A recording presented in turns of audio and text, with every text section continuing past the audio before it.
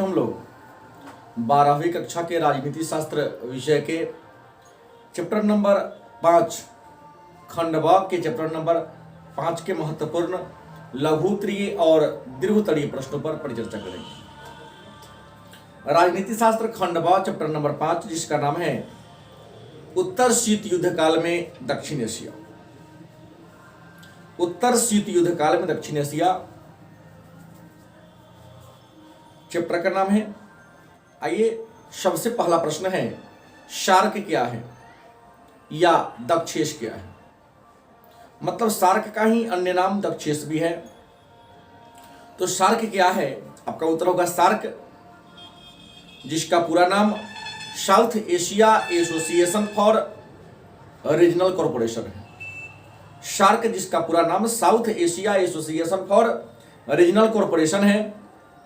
इसका स्थापना 1985 ईस्वी में बांग्लादेश की राजधानी ढाका में की गई थी। इसका मुख्यालय नेपाल की राजधानी काठमांडू में है। प्रारंभ में इसमें सदस्यों की संख्या 7 थी, जो वर्तमान में बढ़कर 8 हो गई। इसके सदस्य देश हैं भारत, पाकिस्तान, नेपाल, भूटान, बांग्लादेश, श्रीलंका, मालदीव और अफगानिस्तान। अगला प्रश्न है, राजनीतिक पतन क्या है? राजनीतिक पतन किसे कहते हैं या राजनीतिक पतन से आप क्या समझते हैं? तो राजनीतिक पतन या राजनीतिक क्षय की बात कर ले तो जब कोई नेता या सैनिक अधिकारी सत्ता को हड़प लेता है, संविधान को स्थगित कर देता है, संसद को भंग कर देता है, अपने विरोधियों को नजरबंद कर देता है, प्रेस और न्यायपालिका का गला घोंट देता है, तो उसे ही राजनीतिक पतन या राजनीतिक क्षय के नाम से जानते हैं।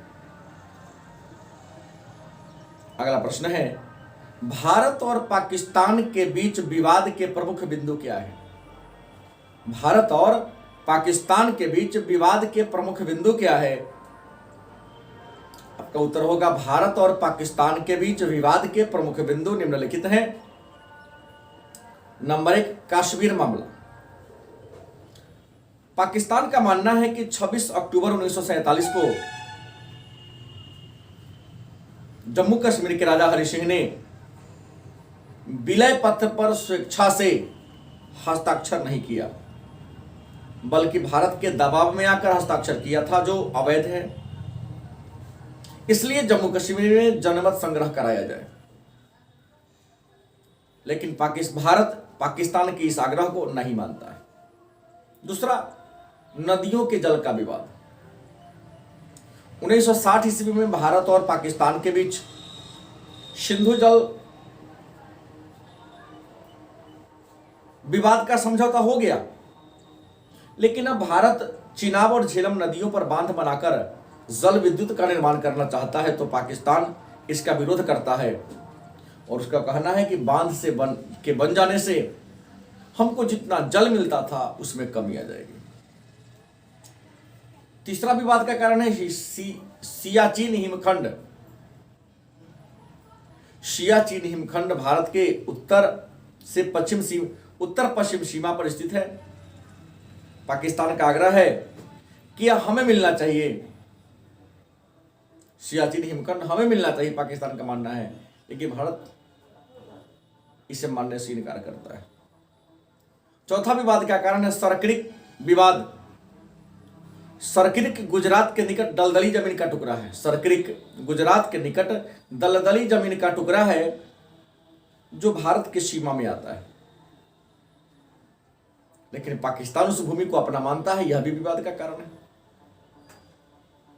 सीमा पारी आतंकवाद। पाकिस्तान के मदरसों में आतंकवादियों को प्रशिक्षण दिया जा रहा है। जो आतंकवादी भारत में घुसकर हिंसात्मक कार्रवाई करते हैं, तो ये सारे विवाद के मुख्य कारण हैं। चौथा प्रश्न है, भारत और पाकिस्तान के बीच हुए ताशकंद समझौता को लिखें।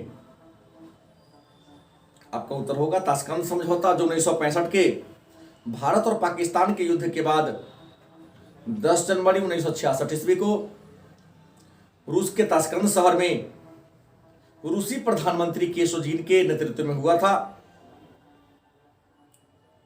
इस समझौता के मुख्य बिंदु इस प्रकार है। नंबर 1, दोनों देश अच्छे पड़ोसी जैसे संबंध बना के रखेंगे और संयुक्त राष्ट्र संघ के चार्टर का सम्मान करेंगे। दूसरा, 25 फरवरी 1966 तक दोनों देश की सेनाएं उस स्थान पर लौट जाएगी जो 5 अगस्त 1965 को थी। तीसरा, कोई पक्ष दूसरे पक्ष के घरेलू मामला में हस्तक्षेप नहीं करेगा। पांचवा, दोनों देश कूटनीतिक संबंध को बहाल करेंगे। छठा, दोनों देश के युद्धबंदियों को अदला बदली किया जाएगा। शरणार्थी तथा विस्थापित लोगों की समस्या का बातचीत के माध्यम से समाधान किया जाएगा। अगला प्रश्न है, शिमला समझौता के मुख्य बातों को लिखें। शिमला समझौता क्या है? शिमला समझौता के मुख्य बातों को लिखें। उत्तर होगा शिमला समझौता 1971 ईस्वी में भारत और पाकिस्तान के युद्ध के बाद जुलाई 1972 में भारत के शिमला शहर में आयोजित की गई थी। इसके मुख्य बात इस प्रकार है। नंबर 1, दोनों देश सीधी बातचीत के द्वारा अपनी समस्या का समाधान करेंगे।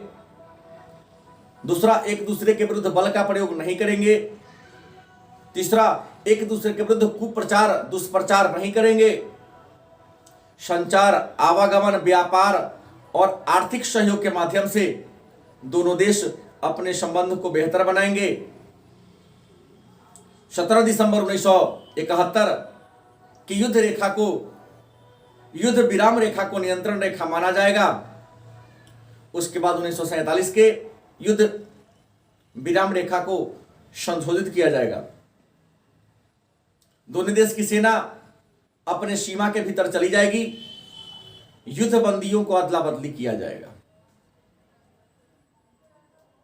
छठा प्रश्न है, भारत और बांग्लादेश के बीच विवाद के मुख्य बिंदु क्या क्या है? भारत और बांग्लादेश के बीच विवाद के मुख्य बिंदु क्या क्या है? पहला बिंदु है जल विवाद।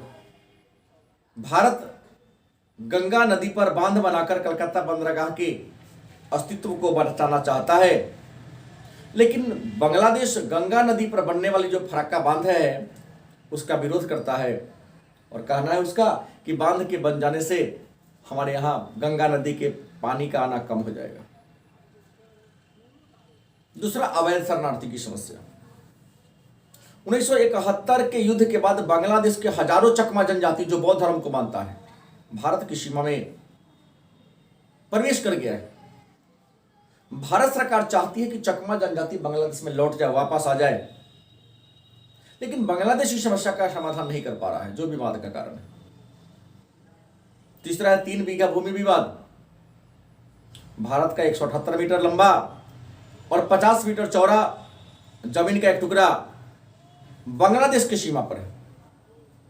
हालांकि 25 जून 1993 ईस्वी को भारत ने उस जमीन के टुकड़ा को बांग्लादेश को दे दिया लीज पर, लेकिन आज बांग्लादेश उस जमीन को अपना मान रहा है। चौथा है नवमूर द्वीप विवाद। नवमूर एक छोटा सा टापू है जो बंगाल की खाड़ी में है और भारत के कब्जा में है, लेकिन बांग्लादेश इसे अपना मानता है। इसके अलावा महुरी नदी सीमा विवाद।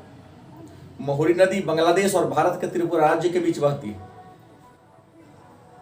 बांग्लादेश की स्वतंत्रता के बाद जब सीमा का निर्धारण हुआ तो तय किया गया कि महुरी नदी अंतर्राष्ट्रीय सीमा होगी, लेकिन आज बांग्लादेश संपूर्ण महुरी नदी को अपना मानता है जो विवाद का कारण है। इसके अलावा सीमा पारी आतंकवाद। बांग्लादेश के द्वारा समय समय पर भारत में आतंकवादियों को भेजा जा रहा है, यह भी विवाद का एक कारण है। 7वां प्रश्न है, श्रीलंका में जातीय संघर्ष पर प्रकाश डालें। श्रीलंका में जातीय संघर्ष पर प्रकाश डाले। आपका उत्तर होगा श्रीलंका जो भारत के दक्षिण में बसा भारत का पड़ोसी देश है। यहाँ की राजनीति में सिंहली समुदाय का वर्चस्व रहा है और ये सिंहली समुदाय के लोग तमिलों पर अत्याचार करते हैं। वे तमिलों को किसी प्रकार का अधिकार नहीं देना चाहते हैं। अतः तमिलों ने अपने हितों की रक्षा के लिए लिट्टे नामक एक संगठन बनाया और सरकार के विरुद्ध सशस्त्र संघर्ष शुरू कर दिया। इस तरह और एक अलग राज्य की मांग उठाई। इस तरह श्रीलंका में सिंहली और तमिल का जो विवाद है, इसी विवाद को श्रीलंका में जातीय संघर्ष के नाम से जानते हैं। अगला प्रश्न, क्षेत्रीय संगठन किसे कहते हैं या क्षेत्रीय संगठन से आप क्या समझते हैं? आपका उत्तर होगा किसी क्षेत्र विशेष के राज्य या देशों के द्वारा अपनी रक्षा के लिए और अपने चहुमुखी विकास के लिए स्थापित किया गया संगठन क्षेत्रीय संगठन कहलाता है, जैसे यूरोपीय संघ, अरब लीग, आसियान, दक्षेश इत्यादि। और 9वां प्रश्न, जो इस चैप्टर का अंतिम प्रश्न है, गुजराल योजना क्या है या गुजराल सिद्धांत क्या है? आपका उत्तर होगा भारत के प्रधानमंत्री इंद्र कुमार गुजराल ने 1996 ईस्वी में अपने पड़ोसी देश के साथ अच्छे संबंध बनाने के लिए एक घोषणा पत्र जारी किया। भारतीय प्रधानमंत्री इंद्र कुमार गुजराल ने अपने पड़ोसी देश के साथ अच्छे संबंध बनाने के लिए एक घोषणा पत्र जारी किया, जिसमें कहा गया कि हमें अपने पड़ोसियों के साथ यथासंभव अच्छे संबंध बनानी चाहिए और अधिक से अधिक बिना किसी शर्त के उनका सहयोग करना चाहिए और उस सहयोग के बदले कुछ लेने की आशा नहीं रखनी चाहिए। इसी सिद्धांत को हम गुजराल सिद्धांत के नाम से जानते हैं। तो आज की क्लास में इतना ही। अगले टॉपिक पर चर्चा कल की क्लास में होगी। धन्यवाद।